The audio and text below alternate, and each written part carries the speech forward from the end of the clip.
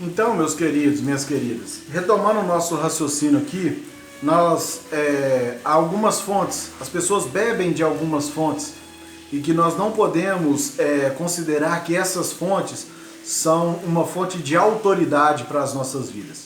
Né? Como eu disse, algumas confissões históricas, né? Tá aí na sua apostila, existiam algumas confissões históricas, igual a confissão de Westminster, em que tem lá vários capítulos lá para poder ser lida, doutrinando, mostrando como deve ser uma conduta cristã e tal, e outros mais. Há também a opinião da igreja. A opinião da igreja, ela não pode ser uma fonte em que nós podemos beber, que essa fonte seja uma autoridade para nós. Porque, como eu disse, há muitas doutrinas. E a Bíblia, como a mãe das heresias, é através da Bíblia que se tira as heresias, né? Há muitas seitas, há muitas heresias que são ministradas, até mesmo nos púlpitos, em que as pessoas confiam. Então, assim, como que, através da opinião da igreja, a gente pode formar uma fonte onde nós podemos beber dessa autoridade, onde nós podemos beber confiando, né, tendo uma credibilidade de que isso é uma autoridade para as nossas vidas. Uma vez que, se as opiniões se baterem ou se colidirem, essas opiniões que começarem a se colidirem, logo, como que nós vamos ter opiniões que se cruzam, que se colidem? Como que a gente pode ter opiniões diversas assim como nossa fonte de autoridade para nossas vidas? Então nós não podemos considerar também a opinião da igreja e nem mesmo a nossa experiência cristã. As experiências cristãs não podem ser a autoridade. Às vezes as pessoas criam doutrinas através das suas experiências pessoais, criam doutrinas, e através dessas doutrinas, essa palavra que é dita nessas doutrinas, ela tem que ser a nossa autoridade. É através daí. Então daí a gente já vê, tem um livro, os Mormons, né? Que tem o seu livro, o livro do Mormon, e assim vai. Eles criam coisas de experiências pessoais, que alguém um dia, lá no meio da floresta, teve uma experiência e tal, não quero nem entrar no mérito se é verídico ou não isso, mas que isso não pode ser uma verdade para nós, não pode ser uma fonte de autoridade para nós, né? As experiências que são, a experiência cristã. E nem essa voz do interior. Algumas vão assim, porque tem alguma coisa falando aqui dentro de mim. Eu costumo dizer o seguinte, certa vez um amigo disse assim para mim, falou assim: pastor, eu vou sair da igreja. Por que você vai sair da igreja? Eu não estou me adaptando na igreja, não está muito legal lá na igreja. Eu falei, para onde você vai? Eu não sei não, eu acho que eu vou ficar em casa. Eu vou ficar em casa mesmo. Olha aí, aproveitando até esse período aí do coronavírus, né? Não quero comparar esse período que nós estamos vivendo, mas as pessoas têm esse costume de querer assistir os cultos online, querer assistir a igreja, igrejas que passam lá na internet, na televisão, e assim vai, eu vou congregar dessa forma. Não, você não está congregando assim. Então eu cheguei para esse amigo e disse assim, você tomou essa decisão?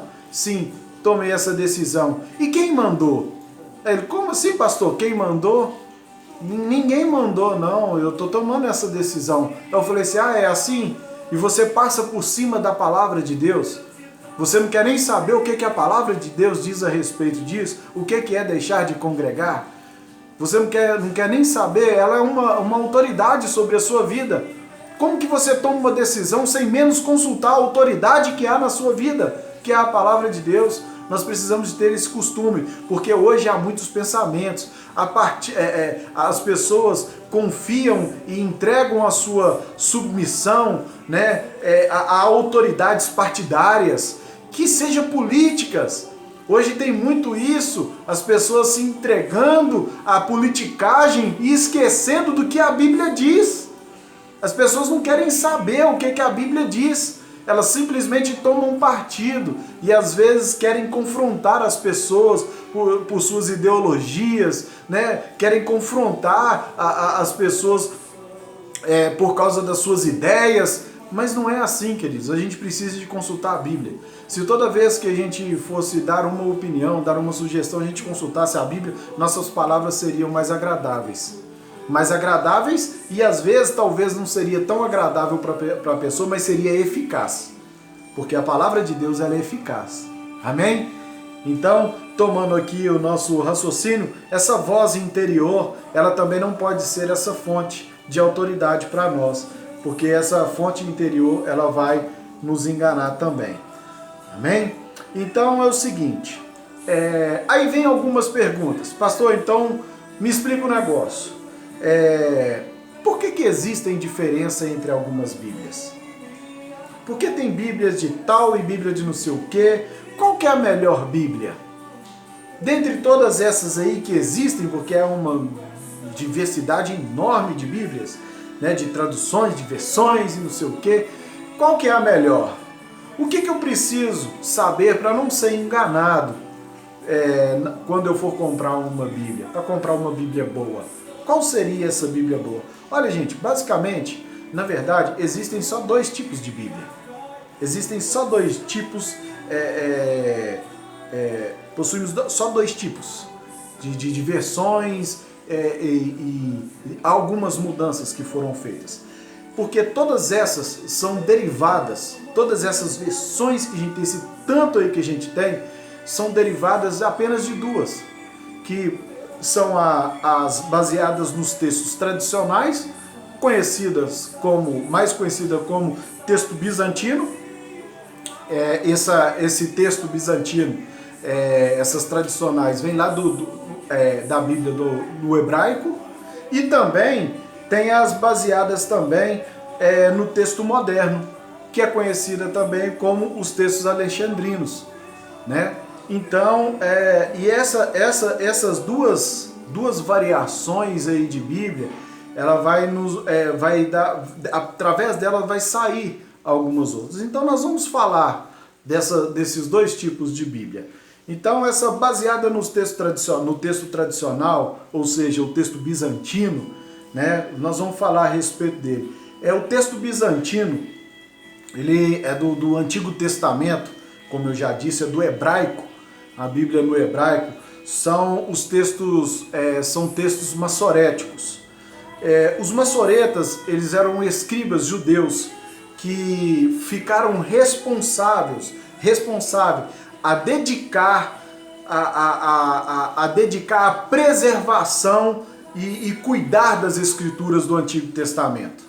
Os massoretas, eles cumpriram esse papel tão importante aí, a preservar e cuidar. Por isso que a gente tem essa ciência da questão da Bíblia, porque ela foi preservada, foi cuidada durante muitos anos. Eles substituíram os escribas, os massoretas, eles substituíram os escribas por volta do ano de 500 depois de Cristo.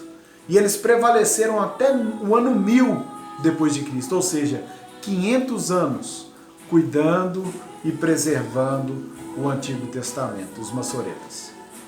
Está acabando aqui mais uma vez o tempo, eu vou dar uma pausa e logo eu já retorno, ok?